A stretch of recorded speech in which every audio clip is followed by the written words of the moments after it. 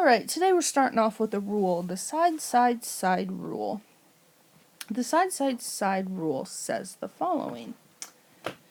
It says, it is a rule stating that if three sides of one triangle are congruent to three sides of another triangle, then the triangles are congruent.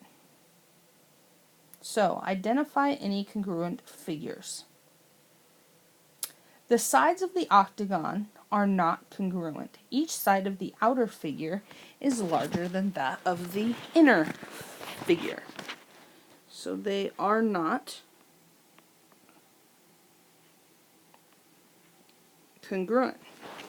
Okay, determine whether the triangles are congruent. Now, you can just look at the side lengths. We got 4 and 4, these check out. 4 and 4, these check out. But then you have 6 and 5 for your vertical line, so bam, right there. You know they're not congruent, but we gotta show our work to show that we know what we're actually talking about, because that's math. So line AB, this line here, is 4 centimeters. BC is 4 centimeters, and AC is 6 centimeters.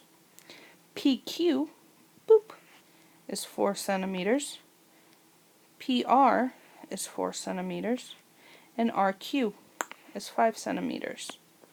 So, like we said before, the triangles are not congruent, although two sides in one triangle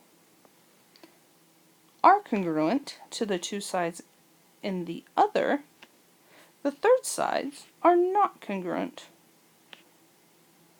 Now, if both of these vertical lines were either 6 or both of them were 5, then it would be a congruent triangle because all three sides of one triangle matched all three sides of the other triangle.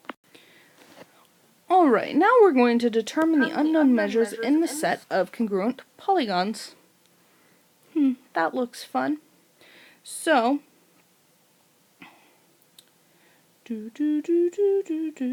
we are going to be looking at A and B.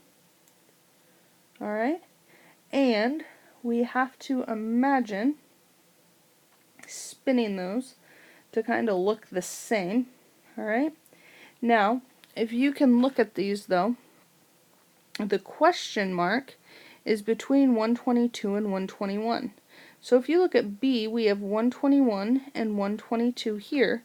So, you know that the question mark is going to be the measure in between those two, because the question mark is in between those two. So the unknown angle measure is 110 degrees because the corresponding angles are congruent. Okay? Now, let's erase this and go to B.